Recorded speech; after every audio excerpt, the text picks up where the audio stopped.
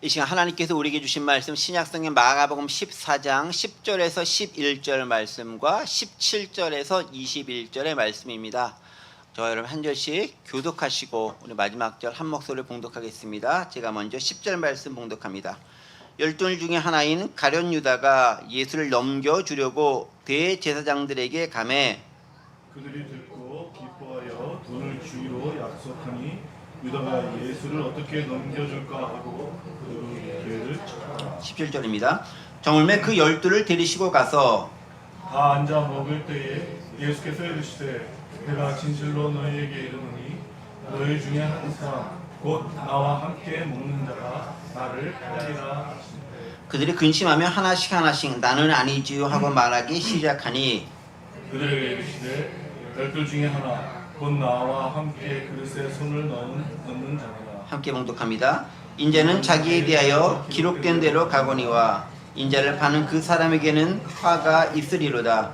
그 사람은 차라리 나지 아니하였더라면 자기에게 죽을 뻔하였느니라 하시니라. 아멘. 마가복음 말씀 듣기 전에 오직 주만이 나의 영혼이 잠잠히 하나님께 향하십니다라는 고백을 담은 귀하고 아름다운 찬양 함께 올려드리는 시간 갖도록 하겠습니다. 오시죠.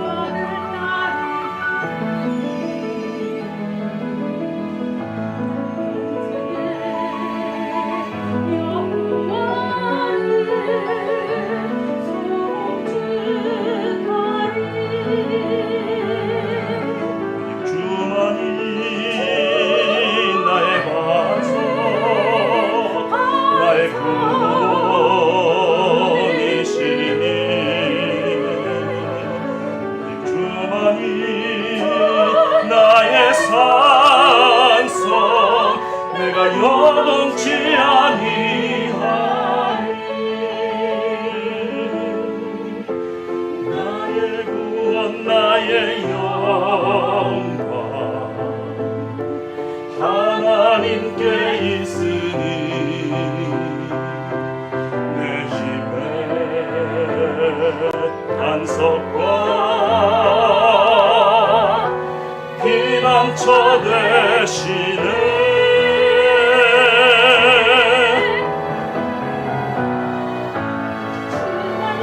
오직 주만이 나의 원수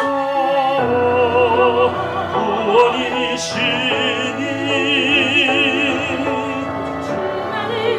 주 나의 산성 내가 여동치 아니하리. 오직 주만이 나의 반석 나의 구원이시니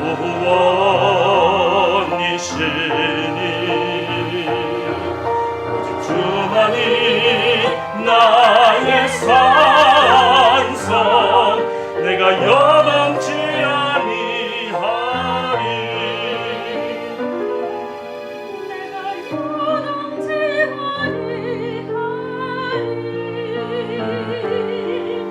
내가 여동치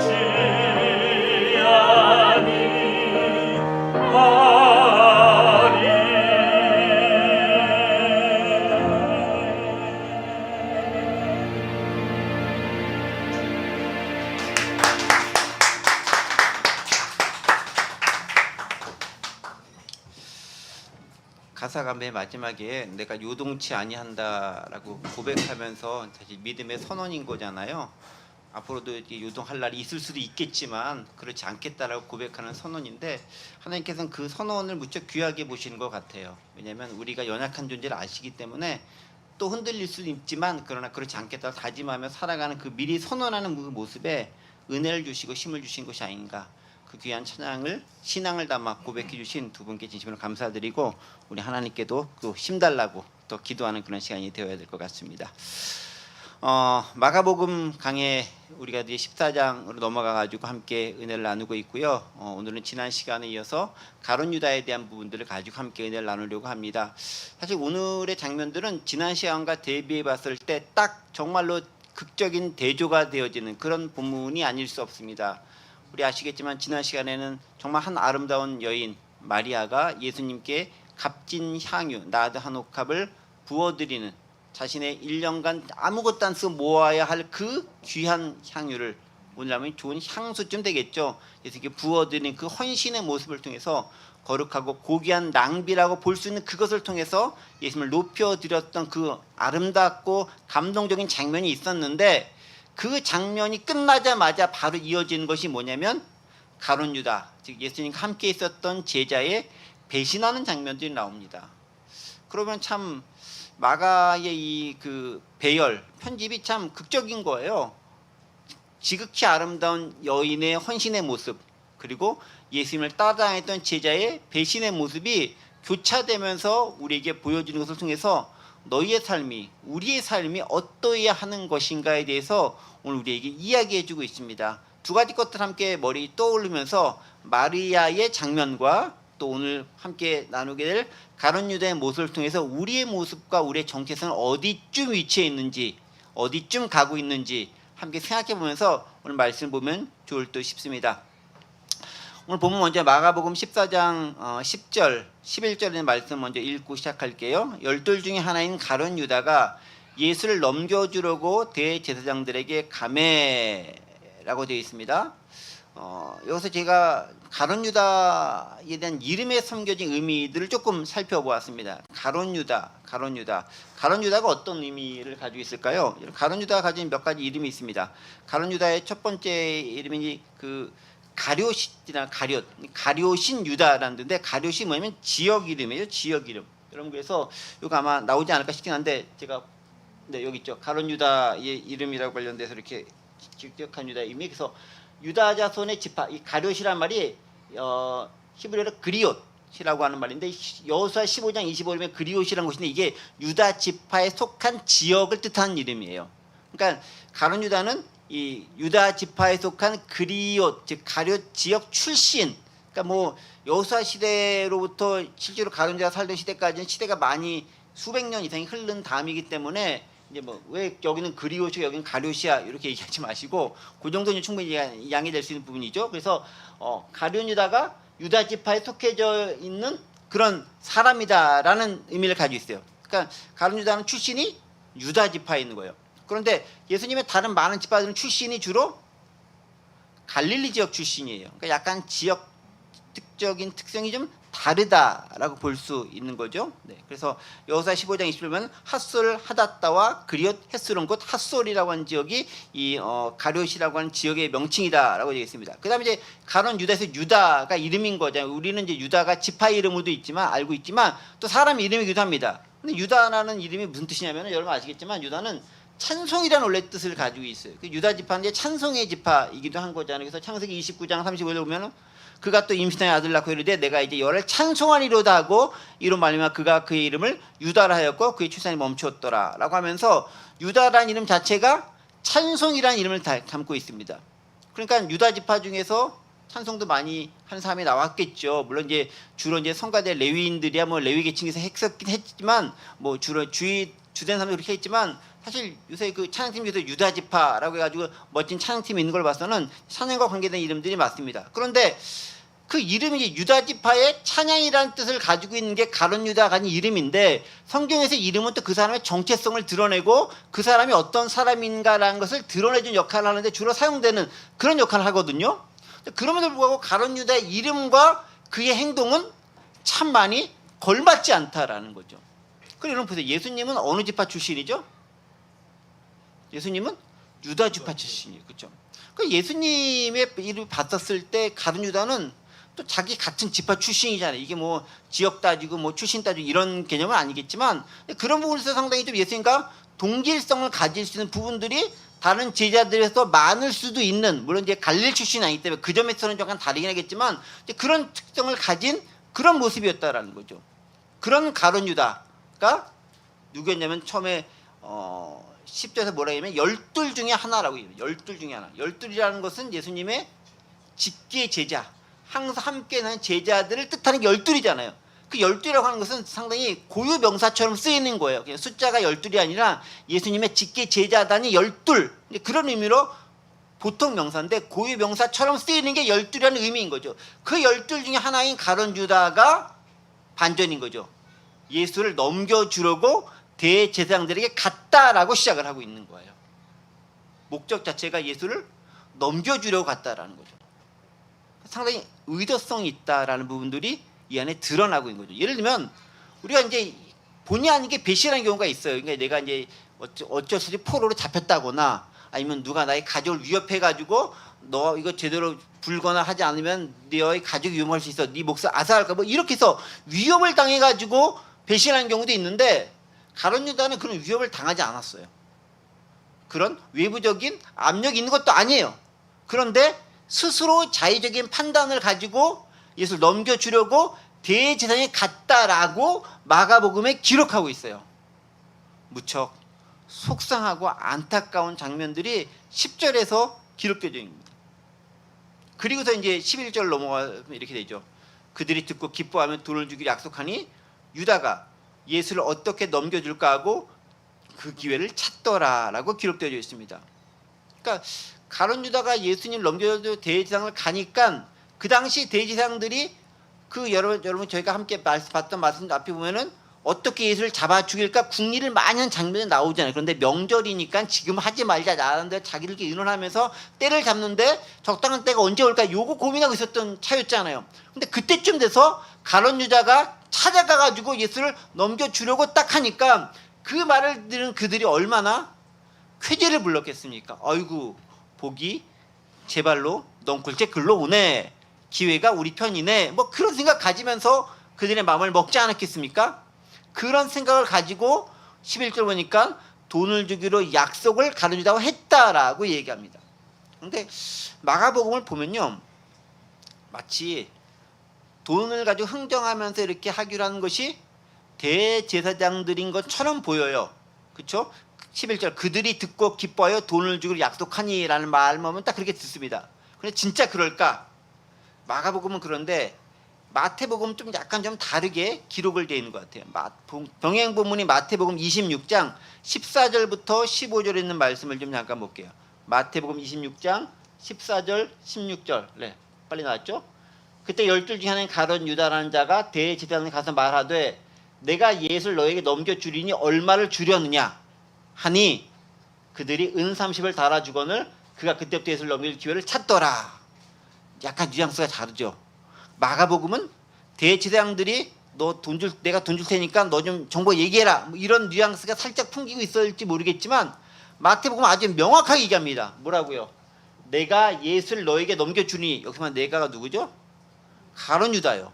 본인이 직접 대제사장을 찾아가서 내가 너한테 넘겨줄 텐데 나 돈 얼마 줄래? 라고 먼저 제안하는 장면이 기록되어 있어요.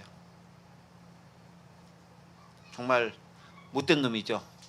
스승을 돈을 받고 팔려고 하는 모습들이 그 안에 가득 차 있다는 것을 발견할 수 있습니다. 뭡니까? 가룟 유다는 예수님을 넘겨준 이유가 여러 가지 있을 수 있겠지만 성경에 드러난 가장 두드러진 이유가 뭐라고요? 돈 문제였다라는 거예요. 탐욕의 문제가 그 가운데 자리 잡고 있었다라는 것을 우리에게 명확하게 드러내주고 있다라는 것입니다. 그리고 더 재미있는 구절이자면 소름 끼치는 구절이 이거죠. 얼마 주려나 하니 그들 은 30을 달아주거늘, 그렇게 이제 반응을 보인 거예요. 그러니까 그 다음 반응이 뭐죠? 그가 그때부터가 중요해요. 예수를 넘겨줄 기회를 찾더라. 그러니까 여기 앞쪽까지는 생각만 가지고 한번 딜을 해보자라고 찾아간 거예요. 그 다음에 금액을 가지고 조정이 끝난 거죠. 거래가 성사됐습니다. 계약을 맺은 거죠. 그리고 그때부터 뭐랍니까? 언제 어떻게 예수를 넘겨줄까라는 기회를 찾았다라고 얘기하고 있어요. 참 쓸쓸하고 속상한 모습을 가룟 유다를 통해 발견하지 않을 수 없습니다. 그래서요, 우리가 생각하기에 어떻게 스승을 돈 받고 팔까라고 생각할지 모르겠지만 인간 세상에 정말 많은 사건들이 그 돈 때문에 그렇게 일어납니다. 스승만 팝니까? 부모님도 팔고 형제들도 팔고 심지어 어느 곳에는 자녀도 돈 받고 팔고 뭐 여러 가지 그런 일들이 날 수 있다라는 거죠. 돈이 가진 위력이 그만큼 강력하고 막강하다는 거예요. 물론 저희 이제 제가 요새 보고 있는 책이 이제 돈으로 살 수 없는 것들이라는 마이클 샌들의 책을 통해서 가치의 문제를 가지고 논할 수 있거든요. 돈이 모든 걸 좌지우지하는 자본주의 세상을 살고 있는 우리 가운데 특히 이제 아담 스미스의 이제 국부론 그 이후로 자본주의의 사실을 거의 토대했다라고 보는데 그 이후로 돈이 모든 걸 주관하고 돈이 모든 가치 기준이 되는 그 시대를 살고 있는 우리들에게 있어서 돈보다 더 중요한 가치가 있다는 것을 아는 것이 얼마나 중요한가를 생각할 필요가 있어요. 왜냐하면 우리는 머릿속으로는 돈보다 중요한 게 많지라고 생각하고 있는데 돈이 액수가 커질수록 그 마음이 약간씩 무너집니다. 무너집니다. 근데 이제 가룟 유다 같은 경우는 별로 액수도 크지 않아요. 이게 이제 물론 그 당시와를 단적으로 비교할 수는 없습니다. 근데 이 은 30이라고 하는 것들이 어느 정도 금액이냐면 물론 구약이기 때문에 단순 비교는 어렵지만 대략적으로 생각해 보시라는 거예요. 은 30이면 그 당시 뭐냐면 구약 시대에는 노예 한 명의 몸값이에요. 그러니까 유다가 예수님을 팔아 넘기는 가격은 노예 한 명을 팔아 넘긴다는 심정의 그 가격과 대동소이했다라는 거. 물론 이제 정확하게 비교할 수 없어요. 그리고 시대가 많이 바뀌었기 때문에 그게 그거에 해당된다고 얘기할 수 없어요. 그러나 그럼에도 불구하고 은 30이라고 하는 그 숫자가 주는 뉘앙스 차이가 있는 거잖아요. 노예를 팔아 넘기는 그 가격이 스승이 예수님을 팔아 넘기는 가격으로 둔갑했다라는 것은 가룟 유다가 예수님을 어떠한 시각으로 보고 있는가를 첫 번째 드러낸다는 것이고요. 두 번째는 돈의 영향력이 그만큼 크다라는 거예요. 그런데 은 30이 별로 많은 돈도 아니잖아요. 또 나중에 유다가 예수님 십자가 사건 본 다음에 어떻게 합니까? 그 은 30 다시 던져두고 자기는 자결하잖아요. 그러니까 본인도 갈등은 있었겠죠. 그런데 어쨌든 간에 획가닥한 거죠. 획가닥한 거. 그러면 도대체 왜 그런 일이 발생했었을까? 아무리 돈의 위력이 크다는 거 알겠고 돈이 모든 걸 주관하는 시대라는 거 알겠는데 그래도 은 30은 아니잖아요. 인간적으로. 한 달러한테 이쯤 되면 내가 뭐 그럴 수도 있겠다라고 이해할 수 없지만 이해하려고 노력은 하겠지만 음산십은 아닌 것 같아요. 3년 동안 함께한 자신의 선승을 가족을 보여 쫓아왔던 그 선생님을 은삼십에 판다. 그건 아닌 것 같아요. 그런 부분들을 우리 한번 생각해 볼 필요가 있어야 된다.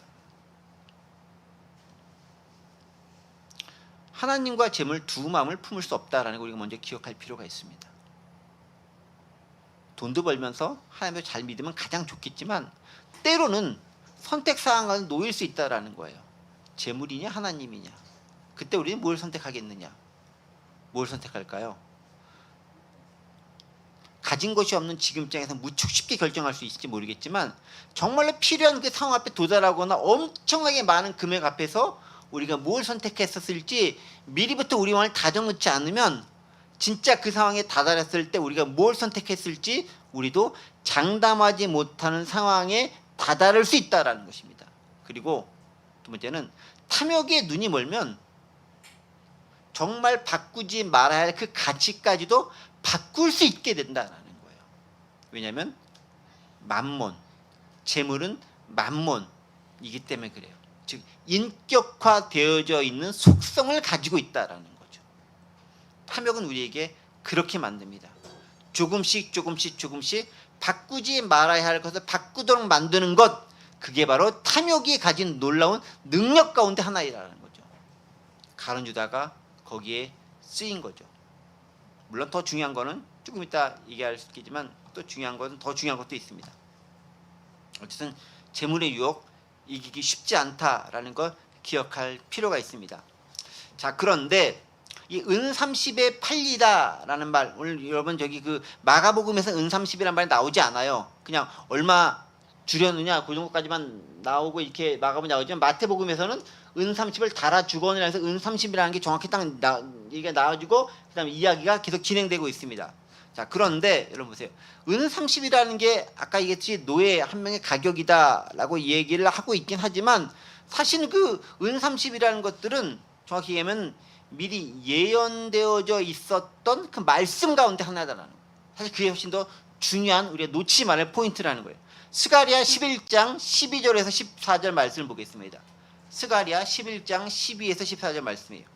내가 그들에게 이르되 너희가 좋게 여기는 내 품삯을 내게 주어 그렇지 아니하거든 그만두라. 그들이 곧 은 30개를 달아서 내 품삯을 삼은지라. 여호와께서 내게 이르시되 그들이 나를 헤아린 바 그 삭슬 토기장에게 던지라 하시기로 내가 곧 그 은 30개를 여호와의 전에서 토기장에게로 던지고 14절 내가 또 연합이라는 둘째 막대를 꺾었으니 이는 유다와 이스라엘 형제의 의리를 끊으려 함이었느니라 라고 얘기하면서 하나님께서 스가랴를 통해 예언의 말씀하신 것들을 소개하고 있습니다. 즉 그 말씀이 성취가 되었다라는 거죠. 실제로 이제 이런 형태들이 그대로 일어나게 됐다라는 거죠. 자, 그러니까 우리가 기억할 겁니다. 우리는 아무리 생각해도 그래도 은 30을 가지고 유다가 있으면 팔아넘기는 것 그건 아니잖아 라고 할 수 있는 게 일반적인 정서 같아요. 그런데 그럼에도 불구하고 유다가 그렇게 할 수밖에 없었던 이유가 뭐겠느냐. 가장 중요한 이유는 뭐냐면 그게 하나님의 경륜과 섭리 가운데 있었던 사건이었다라는 거예요. 단지 은 30을 받고 예수님을 팔아 넘겼다가 중요한 게 아니라 그 사건이 가지는 의미, 그게 뭐겠어요. 그렇게 예수님이 부당하게 대제사장들에 넘겨주고 그 대제사장들은 부당하고 아주 긴박하게 그리고 짧게 회의를 사내들을 소집해가지고 예수님을 심판해서 빌라도에게 넘겨주고 그렇게 사형 선고를 받고 바로 사형이 집행되도록 하는 그 놀라운 하나님의 우리를 향한 구원의 역사를 이루기 위한 과정들이 그 가운데 들어가 있다라는 거예요. 그러니까 단지 이 괴팍하고 교활한 가룟 유다 나쁜 짓 했어 라는 차원 더하여 대제사장과 종교 지도자들이 아주 못되게 예수님을 잡아 죽이려고 했어 라고 하는 그 차원, 그들은 기득권을 지키기 위해서 그렇게 생각지도 못할 나쁜 짓을 한 거야 라고 생각하는 그 차원을 넘어서서 뭐가 있냐? 하나님의 우리를 향한 구원의 계획이 그 안에 담겨져 있다라는 거예요. 우리는 그거를 먼저 볼 줄 알아야 된다라는 거죠. 단지 가론유다 나쁜 짓 했네 해서 끝나는 게 아니라 하나님의 역사적 계획 가운데 그 가론유다가 그렇게 쓰임받고 있었다라는 거예요. 그런데 쓰임받는 것도 두 가지가 있는 거잖아요. 좋게 쓰임받는 게 있고요, 악하게 쓰임받는 게 있는 거예요. 예를 들면 여러분 출애굽할 때 바로 하나님께 쓰임받은 종이에요. 어떻게 해요? 그 마음이 강팍해짐을 통해서 그가 이스라엘 백성들을 계속 막고 하는 걸 통해서 이집트 사람들이 몰살당하게 되는 거잖아요. 그래서 이스라엘이 회방을 누리게 되는 거잖아요. 하나님의 놀라운 출애굽의 역사 가운데 바로가 쓰임을 받는 거예요. 어떻게? 나쁘게, 악하게. 그러고 보면요, 우리 인류 역사를 보면요, 정말 못되고 나쁜 짓을 하는 사람들 있잖아요. 그렇죠? 그 사람들 하나님께 그냥 놔두시는 것처럼 보이잖아요. 그런데 놔두시는 경우인 것처럼 보일 수도 있지만 하나님의 허용적 작정이라는 것이 있습니다. 그 뭐냐면은 그들이 그렇게 하기에 내버려 두는 거예요. 마지막은 어떻게 됩니까? 내버려둬서 결국은 그들의 결말이 비극적 종말로 끝나도록 그 영원한 불구덩이로 상징되는 지옥 가운데 들어가도록 하는 것, 혹은 하나님의 손에 들린다고 한다면 어떻게? 악한 도구로 사용되어지는 거죠. 그들이 구원받는 도구가 아니라 다른 사람들을 일깨워주고 믿음의 사람들의 제정신을 차리게 하고 그리고 사는 사람들이 하나님의 구원 역사가 이루어지는데 도움이 되는 악한 도구로 사용될 수도 있다라는 거예요. 그래서 우리가 주의 볼 필요가 있고 또 그런 사람들이 있는 것에 대해서 너무 억울해하지 않을 필요가 여기 있는 거죠. 저들은 저렇게 악한 도구로 사용돼서 그렇게 망하는구나라는 거예요. 또 그들이 그렇게 잘 나가는 것처럼 보이는 것들이 지금 보이는 이 작은 순간에 국한될 따름이다라는 거죠. 하나님의 큰 계획과 경륜 안에서 그것들은 지극히 일부분이고 소모되어지는 부속품에 불과하다는 점을 우리는 기억할 필요가 있습니다. 그래서 하나님의 계획은 이루어진다라는 것입니다. 그럼 우리는 생각해 봐야 되는 거죠. 나는 어느 쪽으로 사용될 것인가? 여러분, 같이 배신한 베드로와 가룟유다가 너무나 다른 거 아십니까? 베드로도 배신자잖아요.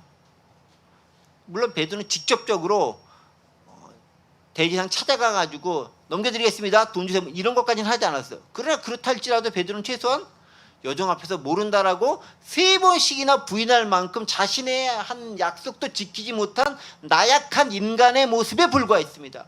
그런데 그런 베드로도 다시금 쓰임을 받아서 하나님의 선한 도구로 사용이 됐어요. 그런데 유다는 그 기회마저도 상실해 버렸다라는 거죠. 얼마나 속상합니까? 우리는 분별할 수 있어야 돼요. 세상 사람들이 하나님께 악하게 사용되는지 선하게 사용되는지도 볼 수 있어야 되고 우리 자신에게 적용돼 볼 수 있어야 돼요. 나는 과연 하나님의 선한 도구인가? 악한 도구인가? 버려진 도구인가? 어느 것입니까? 선한 도구입니까? 악한 도구입니까? 버려진 도구입니까? 우리 자신을 돌이켜볼 필요가 있습니다. 자, 그렇게 가룟유다의 계획이 있었던 것을 염두에 두고 그 다음에 이제 6월절 준비하는 장면들이 그 뒤부터 기록되어 있어요. 12절부터 16절까지의 6월절 준비하는 장면입니다. 그 장면은 다음 시간에 함께 생각해 볼 거고요. 다시 또 가룟유다 사건으로 넘어오는 게 17절부터 다시 넘어옵니다. 17절 말씀이에요. 저물매 그 12를 데리고 가서 18절 다 앉아 먹을 때 예수께서 이르시되 내가 진실로 너에게 이르노니 너희 중에 한 사람 곧 나와 함께 먹는 자가 나를 팔리라 라고 말씀하십니다. 그 사건이 있고 이제 6월절 만찬이 준비가 된 다음에 6월절이 이제 다 진행이 됩니다. 그러면서 그 12를 다시 데리고 들어갑니다. 또 12이라는 사람이 나오죠. 12. 그 12에 가룟유다도 포함되어져 있어요. 여러분, 그 뉘앙스를 좀 느끼면서 말씀을 듣고 여러분 생각하시면 좋아요. 김 가룟유다도 12 가운데 있어요. 근데 가룟유다는 무슨 생각을 하고 있죠? 언제 어떻게 예수님을 넘겨줄까? 그 기회를 지금 찾고 있는 사람 가운데 한 명이 가룟유다인 거예요. 나머지 11명은 그런 생각은 없었겠죠. 가룟 유다는 그 가운데 섞여져 있는데 아무도 모르는 거예요. 무슨 공포 영화 같지 않아요? 어쨌든 그러면 예수님은 그 12를 다 데려갑니다. 미리 아신 예수님께서 한 명 이렇게 너 가지 마라고 할 만한데 그렇게 안 하시죠. 왜? 그것도 하나님의 구원의 경륜 가운데서 일을 알기 때문에 포함해서 데리고 가는 거예요. 예수님이 다 아시는 거죠. 그리고 18절에서 이제 마지막에 청천벽력과 같은 말씀을 제자들 앞에 쏟아놓습니다. 내가 진실로 너에게 말하노니 너희 중 한 사람과 나와 함께 먹는 자 나를 팔리라 라고 선언합니다. 자, 나와 함께 먹는 사람이라고 딱 하니까 누가 가슴이 뜨끔했을까요? 가룟 유다를 포함한 다 뜨끔하죠. 왜냐면 지금이 다 무슨 시간? 밥 먹는 시간인 거잖아요. 일단 전체를 향해서 뜨끔하게 말씀하시는 거예요. 나와 함께 먹는 자가 나를 팔리라. 지금 다 같이 먹고 있잖아. 그러면 이제 마음에 드는 거죠. 무슨 말씀이지? 그럼 나도? 내가? 에이 설마 난 아닌데? 그런 해본 적이 없는데 여러 가지 생각들이 들겠죠. 운명 공동체였던 보였던 12 3년간 동고동락하면서 예수님을 따라다니면서 모든 기적과 은혜를 체험하고 사람들로부터 부러움을 받던 그 12 여인들은 그렇게 들어가고 싶어도 결코 허락되지 않던 그 12에 있었지만 누구는 예수님의 배반하는 사람이 되었다라는 것입니다. 예수님과의 불편한 동행을 그는 하고 있는 거죠. 나머지 11명은 모르고 유다와 예수님만 알았겠죠.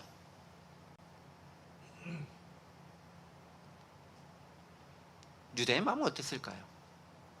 한번 완악해졌기 때문에 바로의 마음이 완악해져가지고 계속 악을 행하고 좀 더 강하게 좀 더 점층적으로 악을 행하지 않습니까? 유다도 그런 마음이 들었을까요? 제가 유다가 아니기 때문에 모르겠어요. 근데 바로 같은 경우는 여러 차례에 걸쳐가지고 완악해가 중첩되어 드러나는데 유다는 한 밖에 없기 때문에 그 마음이 어떤지 모르겠는데 어쨌든 간에 가룟 유다의 상태를 여러 한번 생각으로 상상을 해보세요. 내가 혹시 그 가룟 유다라면, 제가 왜 이 말씀 드리냐면 우리 가운데 절대 그런 사람이 없겠지만 예수님이 정말 인정하는 그 12 가운데서도 한 명의 배신자는 있더라라는 거예요. 너무나 완벽한 팀워크를 이룬 12, 많지도 않은 12인 거죠. 예수님 보시기에 12은 정말 많지 않은 공동체인 거잖아요. 그 12 가운데서도 한 명은 예수님을 배신하는 사람이 나온다라는 겁니다. 우리가 모여드는 예배드린 이동이 그리 많지 않잖아요. 이 가운데서도 모두 다 구원의 방주에 탔다라고 마지막 순간에 같이 기뻐할 사람이 다 된다고 저는 믿고 기대하고 바라고 있지만, 그래서 우리는 기도하고 기다리고 있지만 정말로 그런지는 가봐야 알 수 있다라는 거예요. 그래서 우리 사실상 주의에 지켜봐야 되는 거예요. 언제 어디서 내가 어떻게 떨어질지 모르는 거예요. 내가 처음부터 배신해야 되겠다라고 배신하는 사람은 그리 많지 않아요. 상황 가운데서 뭔가 허락지도 않는, 또 내가 원하지 않지만 그렇게 될 수밖에 없는 상황에 처할 수도 있는 거예요. 가룟 유다의 마음이 언제부터 예수님을 배신하게 됐는지는 알지 못합니다. 하지만 어쨌든 그가 마지막 순간에 예수님을 버렸다는 건 분명하잖아요. 끝까지 잘하는 자가 잘하는 거예요.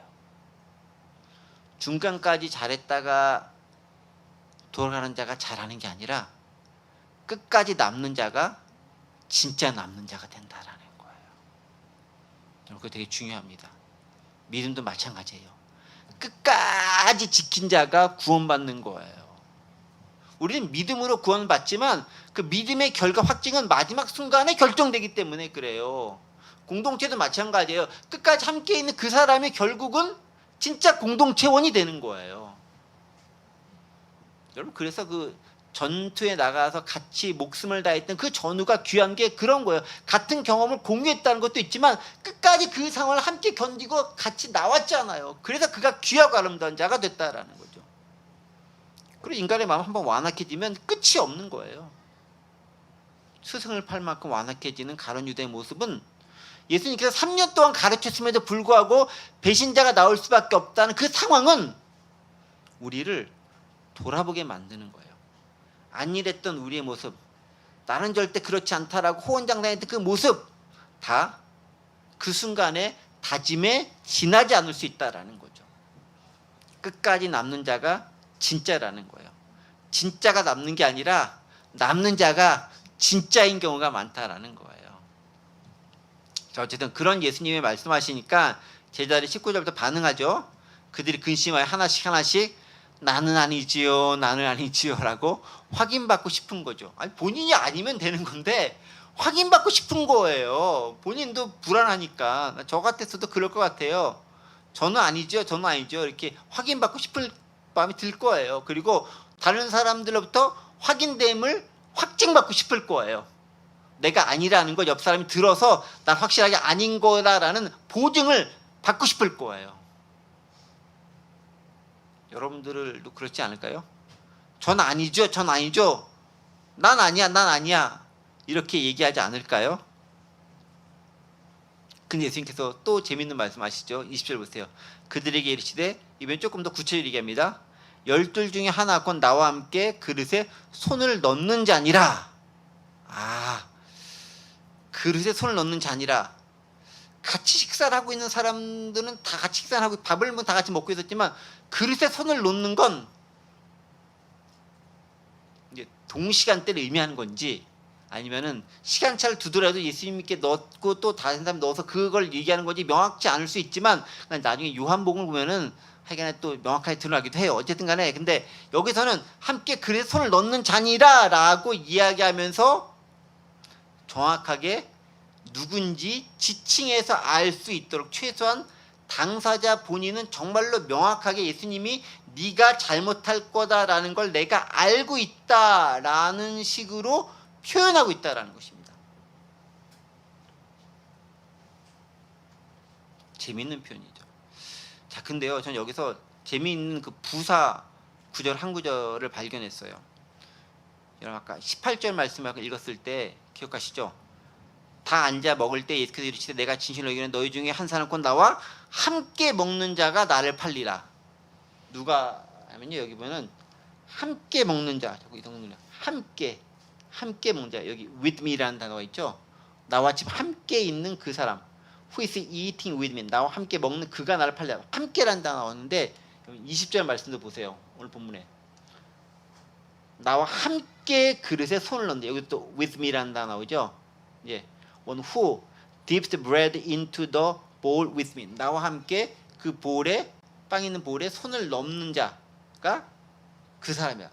with me, 나와 함께하는 그 사람을 무척 강조하면서 18절과 20절에 두드러지게 표현하고 있다라는 거예요.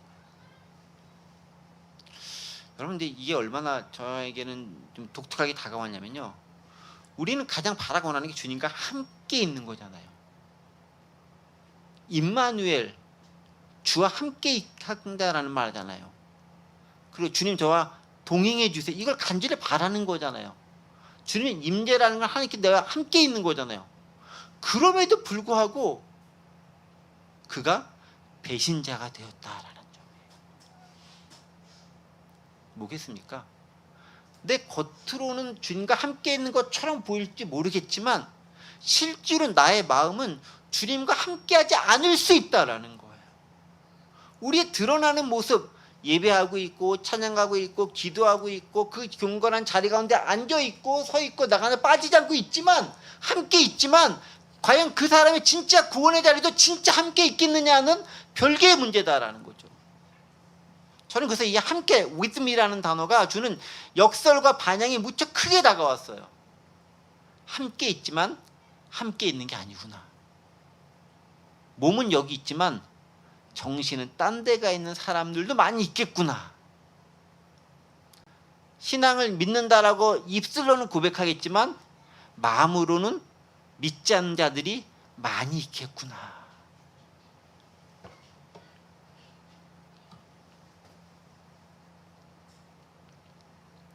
그리고 이 말을 들었을 때 가룟 유다의 마음은 어땠을까요?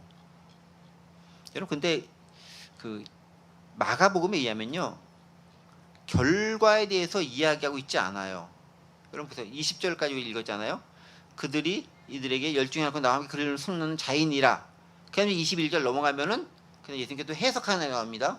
인자는 자기에 대해 기록된 대로 가거니와 쭉쭉 나옵니다. 그 사람은 어떻게 될 거다라는 그 사람에 대한 얘기를 나오는데 그 사람이 누구인지 어떠한 형편에 처해 있는지에 대해서는 언급하고 있지 않아요.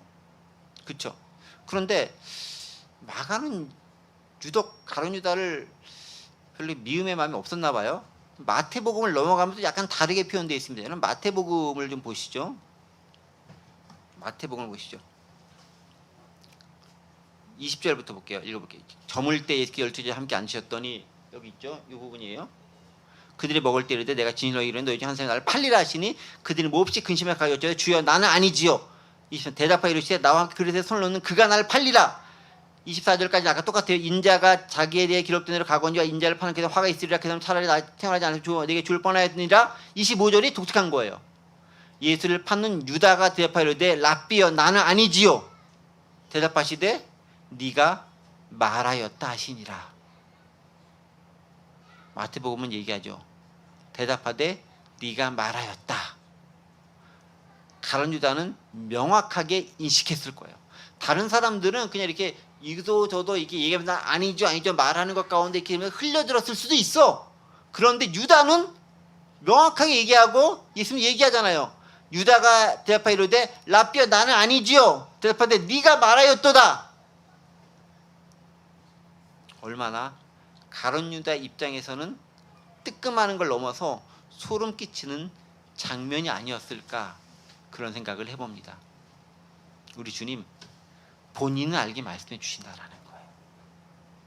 당연하겠죠. 그리고 본인은 빼도 박도 못할 증거로서 보여주신다라는 것입니다. 당사자는 안다라는 것입니다.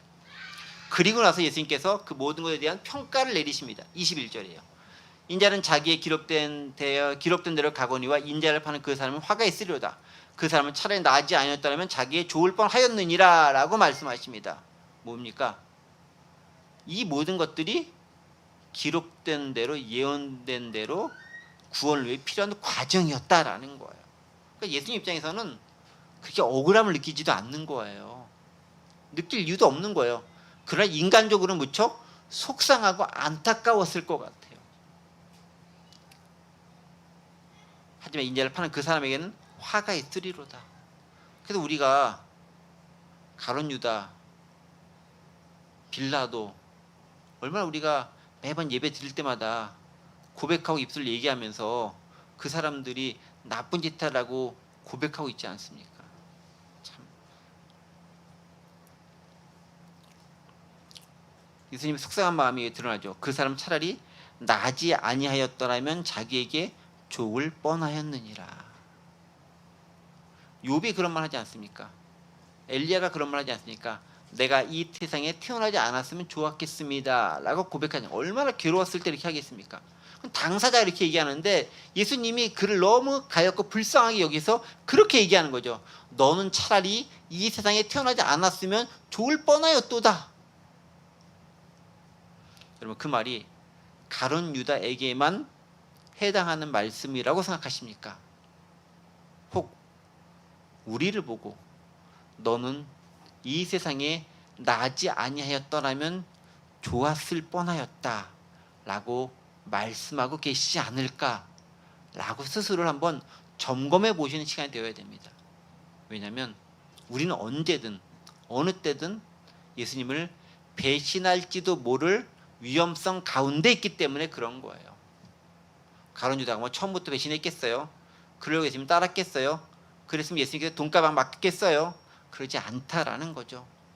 그러나 탐욕이 들어오는 순간, 그리고 나를 주체할 수 없는 욕심이 나를 사로잡는 순간, 그리고 복음이 아닌 다른 것이 나를 사로잡는 그 순간, 복음이 아닌 엉뚱한 것에 사로잡히는 그 순간 나도 모르게 주님을 배신할 수 있다는 것입니다. 말씀을 정리합니다. 사람은 사람을 믿을 수 없어요. 우리 스스로도 우리 스스로를 믿을 수 없습니다. 어떻게 합니까? 아침에 내가 다짐하는 것 점심때가 못 돼서 딴짓합니다. 어기는 거 쉽상입니다. 그나마 누구한테 말이라도 하면 지키려는 노력이라도 하지, 그나마 그 말도 하지 않으면 더더구나 아무도 모르니까 그냥 어기고 마는 것이 우리의 모습일 수 있습니다. 가룟 유다가 처음부터 나쁜 사람이 되겠다라고 작정한 것은 아니었을 겁니다. 그러나 상황이, 그의 탐욕이, 그의 욕심이, 구체적으로 그의 돈이 그를 타락하게 만들고 예수님을 배신하게 만들었습니다. 우리는 그렇게 안 된다라고 어느 누가 장담할 수 있겠습니까? 고귀한 거룩한 낭비를 통해 예수님께 모든 걸 분 마리아 같은 사람도 있는 반면 예수님을 3년간 쫓아다녔지만 마지막에 예수님을 배반하는 사람도 있다는 것을 기억하시면서 과연 나는 어느 쪽에 속해야 되는지, 내가 서 있는 그곳이 내 끝이 어디인지 다시 한번 조심스럽게 스스로를 살펴보시면서 하나님 앞에 바로 서갈 수 있는 저와 여러분들 되시기 원합니다. 기도합니다. 하나님 아버지, 가룟 유다의 모습을 보면서 저희는 손가락질하기 쉽지만 그 모습이 또한 나의 모습일 수 있다라고 하는 우려와 또한 걱정을 가지고 함께 생을 살아갑니다. 지금 당장은 주님을 배신하지 않고 주님의 신실한 종이 되겠다라고 다짐하지만 어느 순간 주님을 모른다 하고 버리는 그 순간이 올지도 모르는 것이 우리가 사는 세상일진데, 하나님 그러한 일이 우리에게 발생하지 않도록 성령님으로 동행하여 주시고 몸은 함께하지만 마음은 떠나 있는 그런 비극적인 상황이 아니라 몸과 마음 모두 주님과 동행함을 통해 하나님의 쓰임받는, 아름답게 귀하게 쓰임받는 종이 될 수 있도록 도와주옵소서. 감사드리며 예수 그리스도의 이름으로 기도드립니다. 아멘.